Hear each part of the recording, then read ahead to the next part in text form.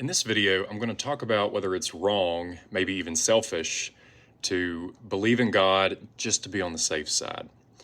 By the way, if this is the first video you've seen of mine, you need to know that my videos so far have been trying to show that committing to living a Christian life is actually very reasonable. I've been using something called Pascal's wager to show that committing to a Christian life makes sense if Christianity just might be true. I'm going to be making future videos on Christian evidences, but today I want to talk about how a lot of people think Pascal's wager sounds selfish. You're only choosing God to get to heaven just for your own gain, or get your get-out-of-hell-free card. Richard Dawkins, for example, says God might respect an honest skeptic more than someone who plays it safe just in case. Do you think Dawkins has a point? Right. Well, I would say first that wanting happiness, especially eternal happiness, isn't a bad thing. Let me remind you of the story of the prodigal son in Luke chapter 15, verse 17. But when he came to himself, this is the prodigal son speaking, he said, "How many of my father's servants have more than enough bread? But I perish here with hunger. I will arise and go to my father, and I will say to him, Father, I have sinned against heaven and before you." Why'd he come home? Because he had some deep spiritual insight? No, because he was hungry, right? And his father still welcomed him with open arms. You see, God can meet us right where we are, just as I am, like we sing, even when we come to him for those kinds of reasons, whatever those are. Well, then someone says, you shouldn't believe something just because it makes you feel good. You should believe something because it's true. Amen. And I would say, amen also. Truth matters. Some people like Sam Harris say that Pascal's wager is asking you to believe something without evidence. But here's the thing. I'm not asking you to force yourself to believe something from the outset. I'm asking you to choose to commit. Choose to seek God. Choose to live as if he might be real and be open to belief.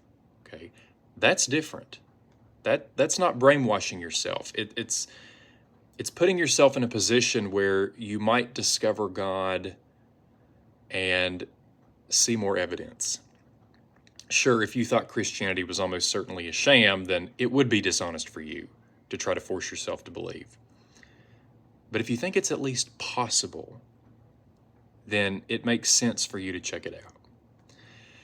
Another concern you might be having is that if you commit to God, you might accidentally trick yourself into believing. This is called confirmation bias. It's like buying an iPhone instead of a Samsung Galaxy and then convincing yourself the iPhone is way better just because you chose it.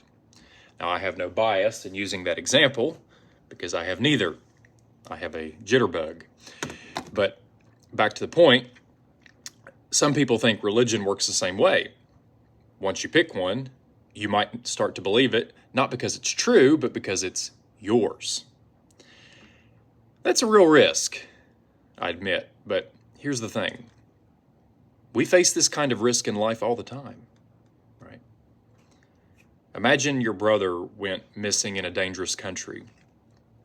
A year later, after all hope is lost, you get this letter in the mail that claims to be from him and that asks you to write him a letter every week just to keep him updated.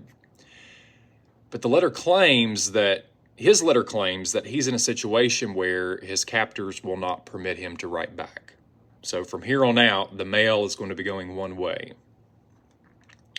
So if you start to send him a letter every week, you might start to believe he's really getting those letters, even though you might be risking believing something false.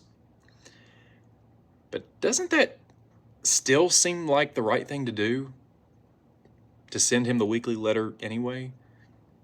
You see where I'm going with this? If Christianity might be true, it's not wrong to seek God. Sure, it may influence your belief over time, but I don't see that as the same as brainwashing yourself or lying to yourself. Well, then someone else says, shouldn't we just stay neutral until we have 100% proof? And I don't know about you, but I can't remember the last time I had 100% proof of anything, right? Sometimes seeking the truth requires you to step out in faith, to take the first step. Jesus said what? Seek and you will find. If you're waiting on God to drop proof into your lap without any effort on your part, you might miss him. But if you're open, if you're praying, if you're asking, if you're exploring, then maybe you'll experience God's presence. Maybe then you'll start to see the good reasons to believe and grow into faith over time. So people raise some real objections, important objections to Pascal's wager. Some think it's selfish. Some think it ignores the importance of truth. Some think it could trick you into false belief. But it's really not trying to trick your mind, okay? This is about a sincere search for truth. You don't have to pretend to believe. You don't have to be fake. You don't have to leave your brain at the door in order to be a Christian. You just need to commit to seek God. Commit to opening yourself up to the possibility that he's real. Commit to living in a way that makes finding him more likely. That's not irrational. In fact, it might be the most rational thing you ever do. Thanks for watching.